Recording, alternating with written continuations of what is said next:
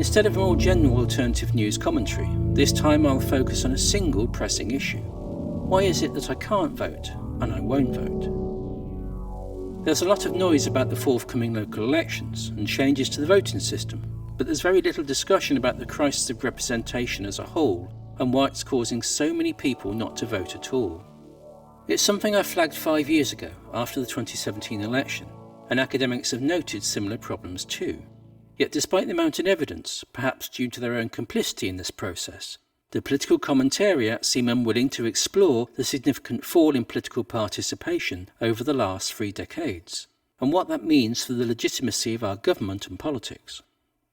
Now, I know this is something that will annoy the fluffy liberals who always tell me, you have to vote because so many people sacrifice so much to get the right to vote. My reply to that is, that's precisely why I'm saying this, and why we have to question whether that system has produced any valid results for the last half-century.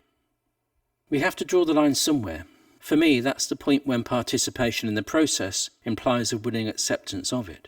That's what the coming election represents for me, from the redrawing of constituency boundaries, to putting conditions on who can vote, to the entire first-past-the-post system itself. Our electoral system is not representative of the public will.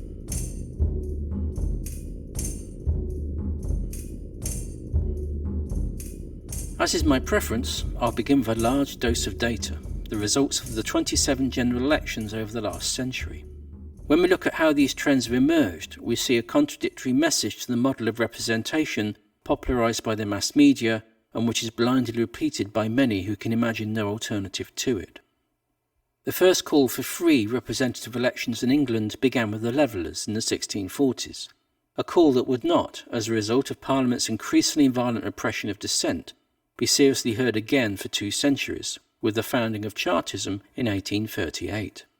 The Chartist demands were equal voting rights for all men, without the need to hold property to qualify, a secret ballot, and that ordinary people should be allowed to stand for election.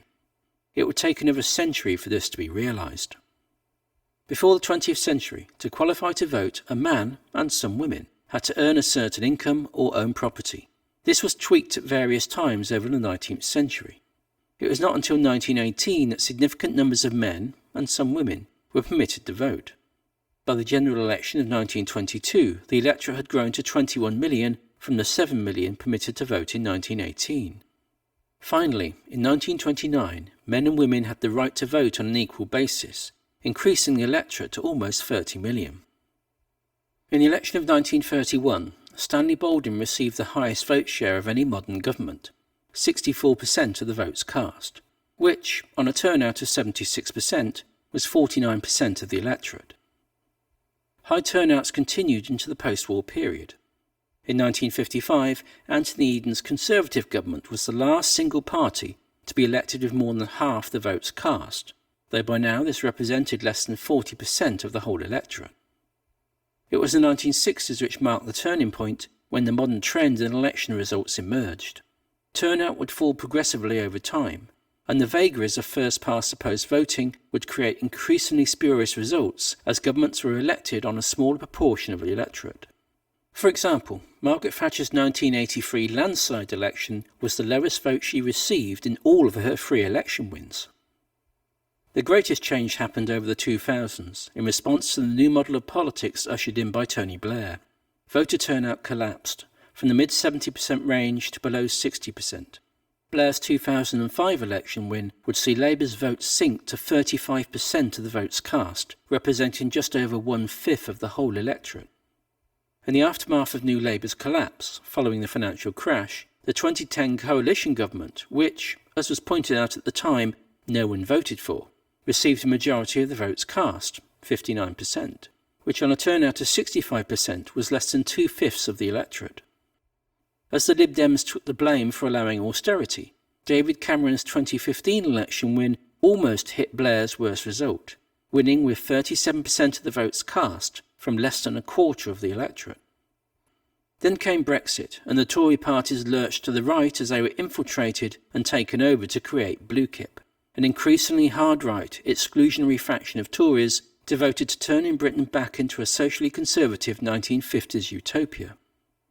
All this happened with the support of less than 1/3 of the electorate, and 2019's Get Brexit Done election had a lower turnout than the Brexit referendum itself.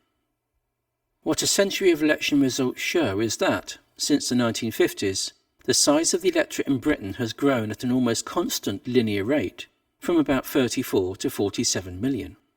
Yet turnout has increased at a slower rate, from around 25 to 32 million. And at the same time, the amount of votes it takes to elect a government has barely risen, from about 13 to 14 million. It's this fundamental disconnect in representation which is slowly degrading our national politics.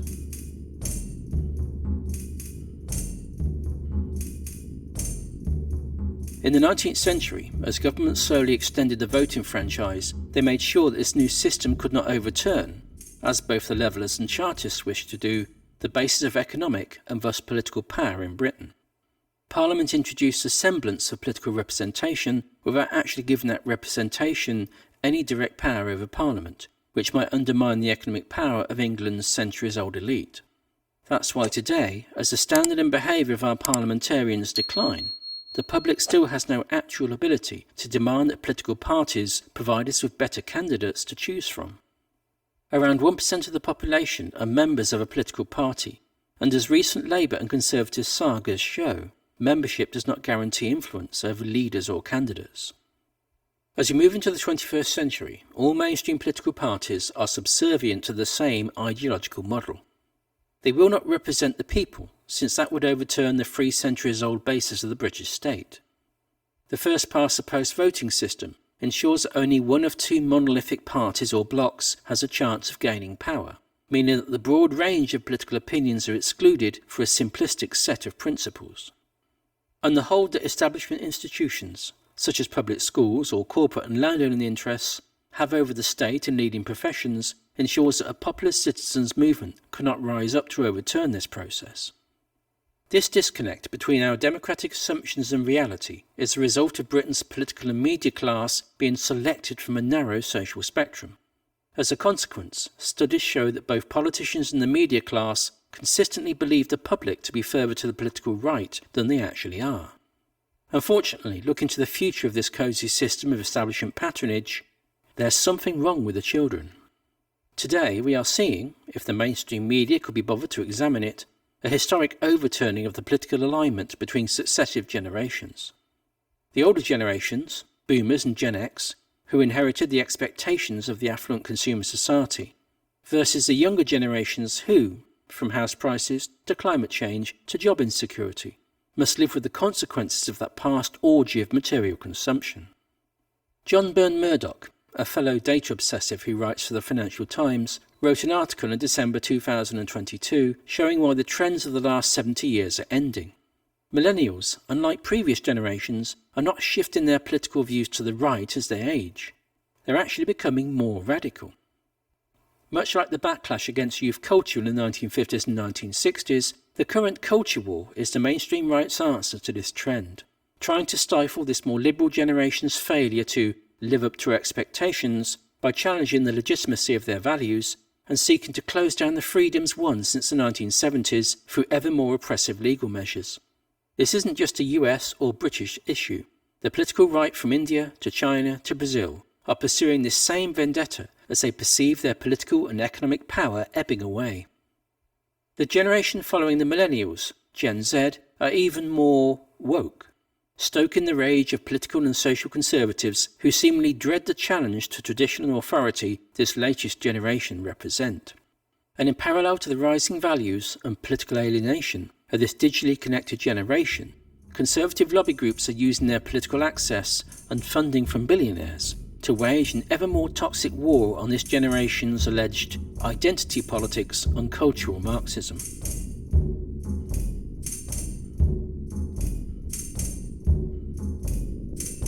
In practical terms, though, what really scared the English political establishment was the 2019 general election. As I showed previously, Blair had alienated a large group of millennial voters, and the Tories had turned off many Gen Z voters in the run-up to the 2015 general election. By some estimates, around 800,000 voters had disappeared from the electoral register. Under Jeremy Corbyn's leadership, Labour polled 758,000 votes less than the Tories in the 2017 general election, on a turnout that was smaller than the Brexit referendum in 2016. Following that election, Corbyn began to awaken this large group of unregistered or disaffected younger voters, and the membership of Corbyn's Labour Party swelled to become the largest political party in Europe. Around the end of August 2019, in anticipation of a coming election, over 100,000, mostly younger voters, had registered to vote in 2 days. After 3 centuries of suppressing real political change, the establishment's worst nightmare may have been about to come true. A truly radical government, committed to extensive economic and social reform in the British state, might soon be elected. This threat not only united the Conservative right against Corbyn, but more generally the political establishment across the spectrum, including the right-wing faction of the Labour Party. In the run-up to the 2019 general election, the political commentariat united against the radical policies of Corbyn using deliberately manufactured scare stories. The right-wing faction of Labour also subverted the internal workings of the party, as well as helping to create anti-Corbyn propaganda. All along, the corporate-controlled, largely right-biased British media pumped these falsehoods into the public's mind. Boris Johnson's Conservative Party won the 2019 general election, and in the aftermath, the right of the Labour Party have led a purge of the left across all levels of the party. Unfortunately for the Liberal establishment, this effective coup against the public's freedom to choose had unintended consequences. Facilitating the election of a Conservative government resulted in a lurch to the right in British politics, and the repressive measures that this government is now enacting embodies a real risk of becoming a self-sustaining process.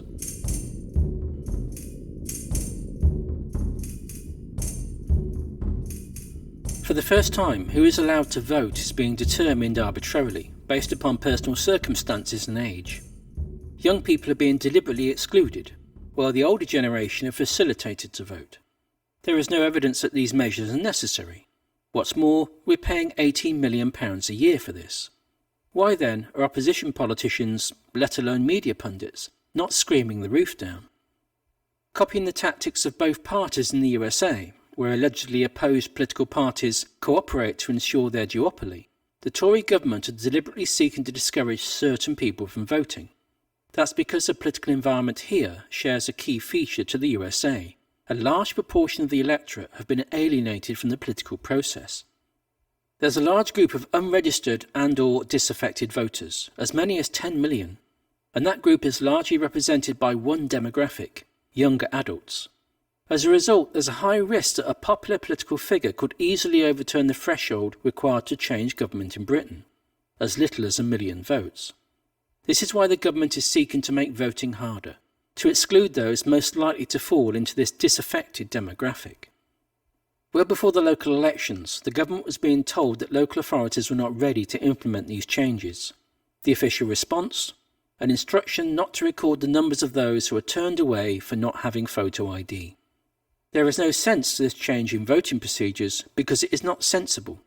Just like the crackdown on protest rights, unions and human rights in general, it's deliberate, and the motivations behind it are deliberately prejudicial to the conduct of democracy in Britain. At the same time, though, these measures are also bolstering the vote for Keir Starmer's Labour Party, by deliberately excluding the left from any significant position in the party, in the process pushing the party to the right.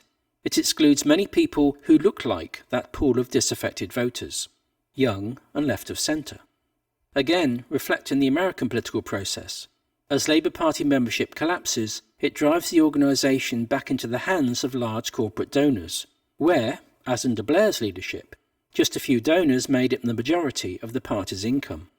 And as the mass media tend to feature only members of the two main parties, Starmer's exclusion of the left ensures that the establishment's ideological hold over the political agenda is maintained, free of any influence from the radical left. The way modern media communications work, with the unprecedented access to small audiences through micro-targeting on social media, has created an ontological shift in the way political parties communicate to the public. No longer does political communication encourage the public to vote for a party. It seeks to polarise existing opinion. And increasingly it sows confusion and doubt to discourage the public from voting and so control who is likely to participate in elections. This is how the Brexit referendum was run. and the methods that lobby groups and political parties now use to influence public opinion have evolved ever further since. The fact both Labour and the Tories have resorted to attack ads show how Britain's party politics work not only to persuade, but to sow division. Labour's recent conversion to using big data has taken inspiration from the recent Australian election, and the Tories' adoption of an election strategist, with links to the US and Australian right-wing parties, will see both parties using the highly manipulative techniques seen in ill-tempered elections elsewhere. These ads do not inspire. They do not open up policy or economic debates to a wider audience for discussion, and that's entirely the point. It narrows the field of debate to a few closely controlled and often misleading points that deflect from the party's own lack of a distinctive overarching policy. The reality is, in terms of actual policy, it's pretty difficult to slide a piece of paper between the parties on major structural issues. This situation can only worsen while the political class refuse to represent the public as a whole, and instead seek to win elections by mobilising an ever narrower selectorate, targeting an ever smaller audience so they can ignore the larger structural issues that would require changing their shared ideological outlook. Our politics are being run for an affluent minority who benefit from that process, targeting an ever smaller pool of voters to win elections, while psychologically assaulting everyone else into apathy. That, ultimately, is where both parties are directing their efforts. This is why the intergenerational change in political alignment threatens both major parties. The fact the Tories are cracking down on our civil liberties is because it threatens their hard-right, socially conservative position. The fact Labour is purging the left is because it threatens their links to their globalist financial backers.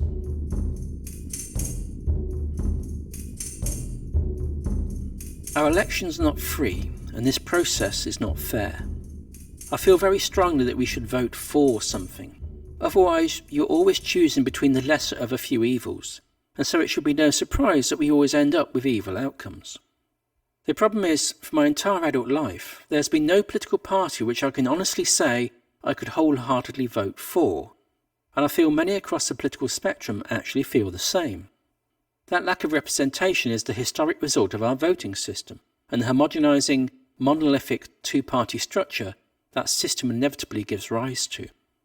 This has always restricted my participation in elections. I would always vote when I could, but as a result of this lack of choice, when there was nothing or no one I could vote for, I would spoil my ballot as creatively as possible. I participated, even if that participation meant protesting my lack of any real choice. This time, though, I can't do that.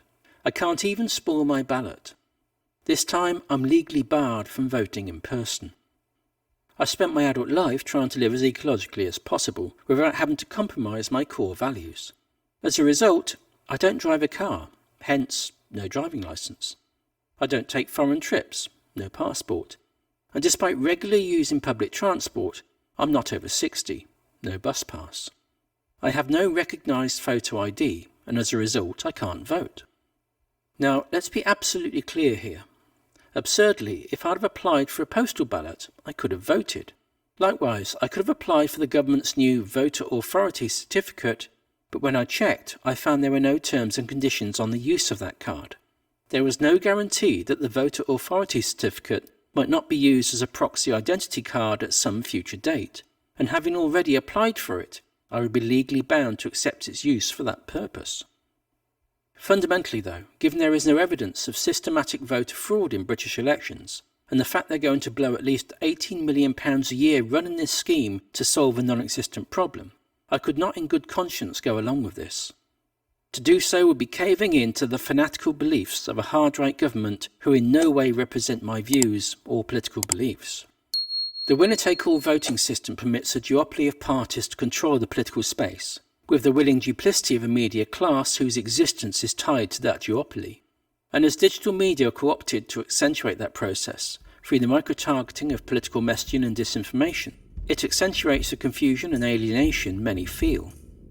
These times call on us to accept that participation is no longer an option. Only by opposition and calling for a truly open and representative form of public decision-making can we engage in a system of politics that truly represents our interests.